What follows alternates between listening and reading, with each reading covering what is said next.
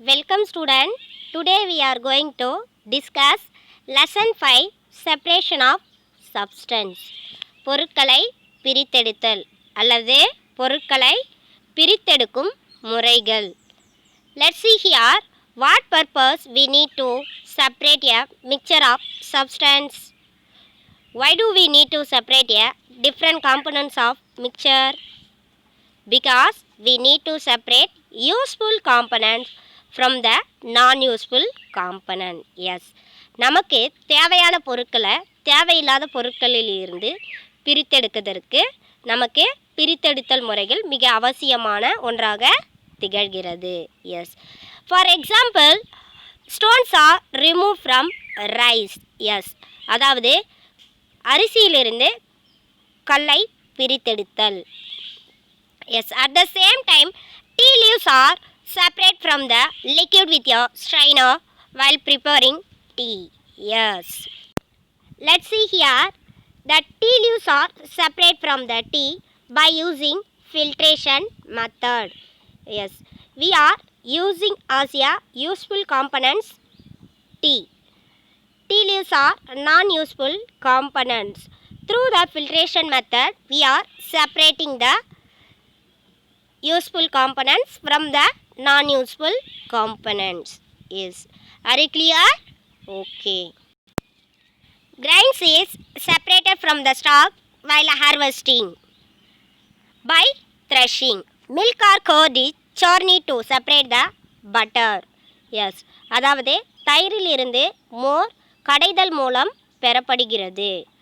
At the same time, perhaps you might have eaten salted dalia.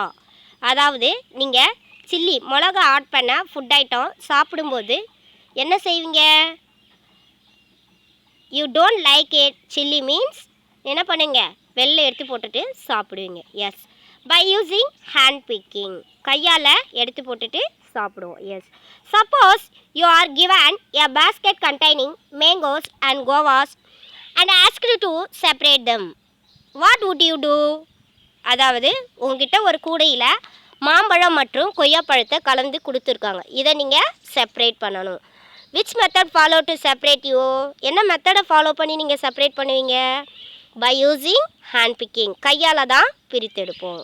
S, look at the picture.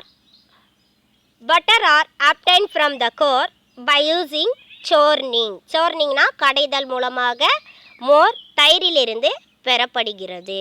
S, at the same time,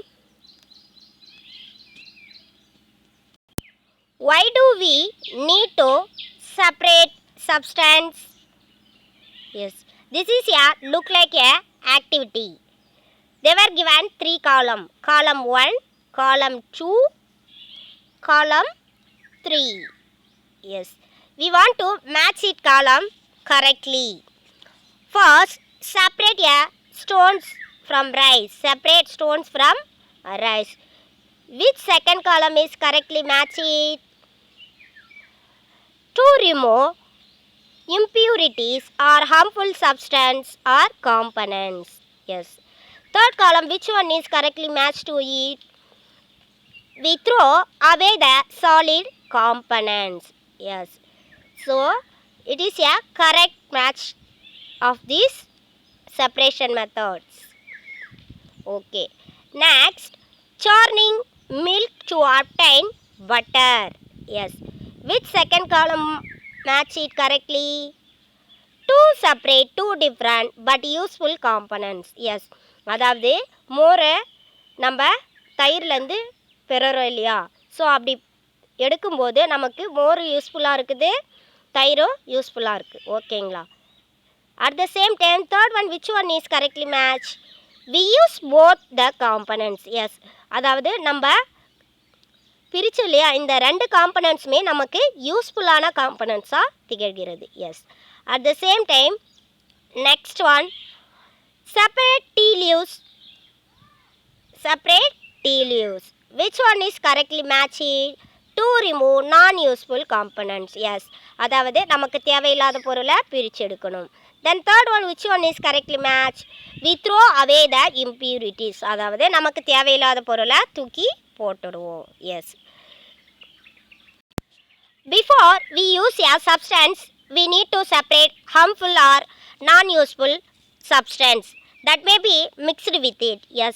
அதாவது நம்ம ஏதாவது ஒரு பொருளை use பண்ணும்போது அதுக்கு முன்னாடி நம்ம அதை சுத்தம் செய்வோம். இட் மீன்ஸ் நமக்கு தேவையான பொருளில் சில தேவையில்லாத பொருட்கள் கலந்துருக்கு இல்லையா, அதை நம்ம பிரித்து எடுப்போம். Yes. Sometime we separate even useful components if we need to use them separately. அதாவது சில நேரம் ரெண்டு காம்பனன்ட்ஸுமே யூஸ்ஃபுல்லாக இருக்கும், but we want to use separate purpose. Yes. The substance to be separated may be particles of different size or material. This may be solid, liquid or even gaseous. Yes. அதாவது நம்ம separate பண்ணுற பார்ட்டிகல்ஸோட size differ ஆகும் one to another. At the same time it will formation of solid, திடமாகவும் இருக்கலாம், நீர்மமாகவும் இருக்கலாம், இல்லை வாயுவாக கூட இருக்கலாம். How to we separate a substance mixed together if they have so many different properties? So இதெல்லாம் நம்ம எப்படி பிரித்து எடுப்போம் அப்படின்றத பற்றி தான் நம்ம இந்த லெசனில் பார்க்க போகிறோம். Okay, are you ready to learn this lesson? Okay, let's see here first topic about it lesson methods of separation. Yes, பொருட்களை பிரித்தெடுக்கும் முறைகள். We will discuss some simple methods of separating substance that are mixed together. Yes, அதாவது சில எளிய முறைகளில் எவ்வாறு பொருட்களை பிரித்தெடுத்தல் என்பதை பற்றி நாம் பார்ப்போம். Yes, first topic hand picking. Hand picking is one of the method of separation. Let's see here activity 2. Bring a packet of grains purchased from a shop to the classroom. Now spread the grain on a sheet of paper. Do you find only one kind of grains on the sheet of paper? அதாவது நீங்கள் ஒரு பாக்கெட்டில் grains seeds item ஏதாவது வாங்கிட்டு வந்தீங்கன்னா அதை ஒரு பேப்பரில் கொட்டி பார்க்குறீங்க. ஸோ அப்படி பார்க்கும்போது அதில் நீங்கள் கேட்ட சீட்ஸ் மட்டும்தான் இருக்குமா, இல்லை யூஸ்ஃபுல் காம்பனன்ட்ஸ் மட்டும்தான் இருக்குமா, இல்லை நான் யூஸ்ஃபுல் காம்பனன்ட்ஸும் மிக்ஸ் ஆகிருக்குமா? Let we find out it. Other pieces of stones has broken grains and particles of any other grains in it. Yes, அதாவது அதுக்குள்ளே தேவையில்லாத பொருட்களான கூலம் அல்லது உடைஞ்ச கிரைன்ஸு இல்லை பார்ட்டிக்கல் ஆஃப் அதர் கிரைன்ஸும் இருக்கும். Now are remove with hand the piece of stones husk and their grains from it. So அந்த கிரைன்ஸ்லேருந்து தேவையில்லாத பொருட்களான கூலம் கல்லுலாம் நம்ம ரிமூவ் பண்ணுறோம். எந்த மெத்தடை யூஸ் பண்ணுறோம்? By using hand picking. This method of hand picking can be used for separating slightly larger sized impurity like the piece of dirt, stone and husk from wheat, rice or pulses. Yes, அதாவது கோதுமை, அரிசி அல்லது பருப்பு வகைகளில் இந்த மாதிரி பெரிய தேவையில்லாத பொருட்கள் ஸ்டோன்ஸு, டஸ்ட்டு, கூலம் மாதிரி இருக்கு இல்லையா, ஸோ இந்த பொருளெல்லாம் நம்ம கையாலவே பிரித்து எடுத்துருவோம். Yes, the quantity of such a impurity is usually not very large. In such a situation, we find that hand picking is convenient method of separating substance. அதாவது பெரிய சைஸில் இருந்தால் தேவையில்லாத பொருளை நம்ம கையாலே பிரித்து எடுத்துடலாம். Mild smaller in size of non useful components. How will you possible to separate the components by using hand picking? கையால் அதை நம்மளால் பிரித்து எடுக்க முடியாது. So we want to follow another method. Okay, let's see here. They will follow hand picking method. The stones are removed from the rice by hand. So கையால் பிரித்து எடுக்கிறாங்க பாருங்கள்.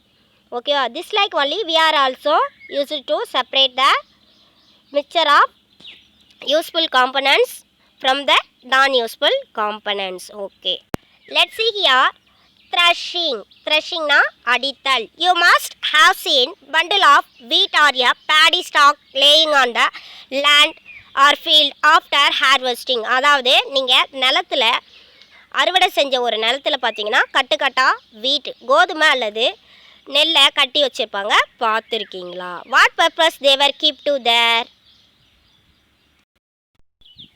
Stalks are dried in the sun before the grains is separated from them.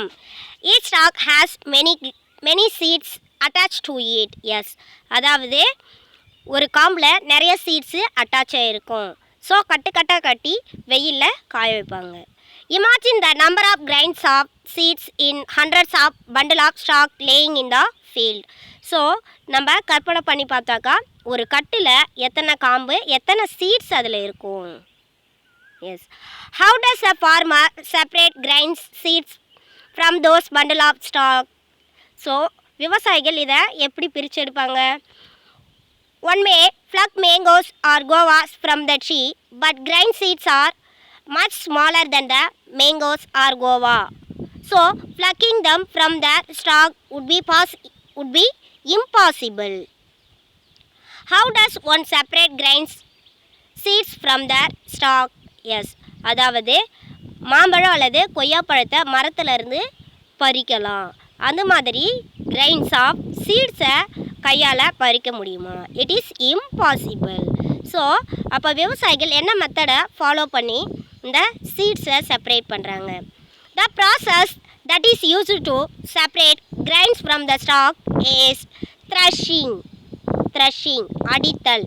In this process the stalk are beaten to free the grains seeds. Yes. So அதாவது காம்புகளை அடித்தல் மூலயமாக சீட்ஸிலிருந்து பிரித்து எடுக்கிறாங்க. Sometime they were follow threshing is done with the help of bullocks. Yes. சில நேரம் பார்த்திங்கன்னா மாடு கட்டி அடித்தும் இந்த காம்புலேருந்து சீட்ஸை பிரித்து எடுப்பாங்க. Yes. Machines are also use to thresh large quantity of grains. S.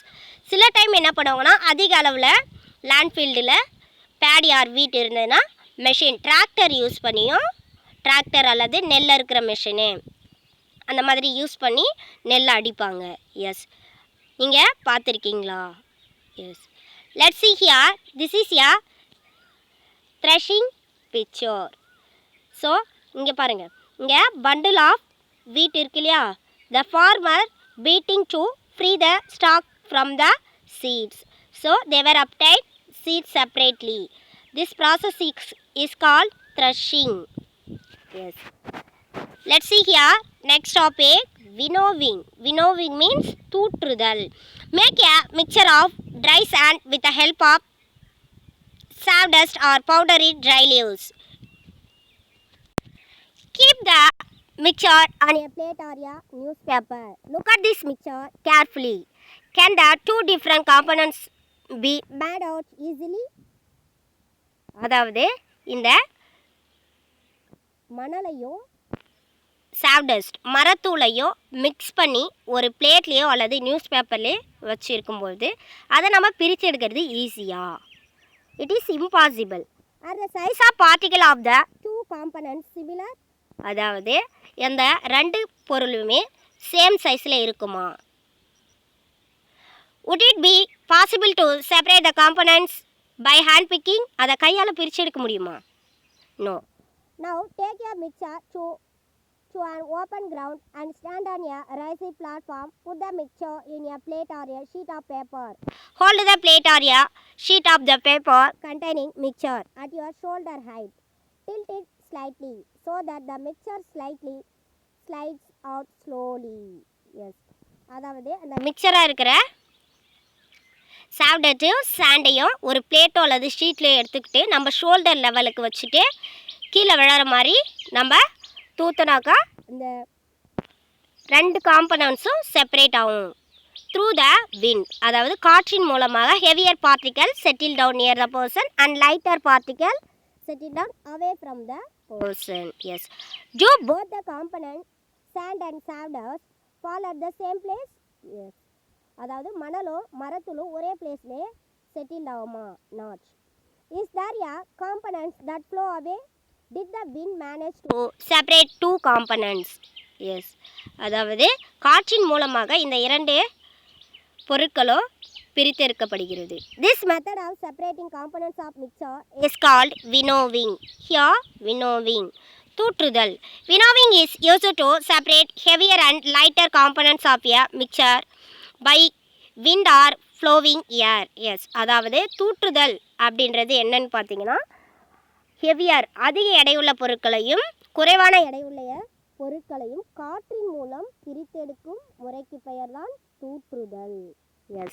Look at the picture. They were follow winnowing.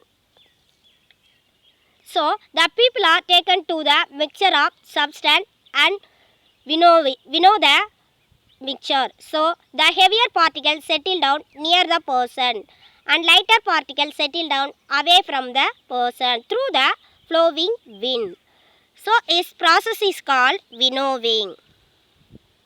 Yes. Are you clear? Okay.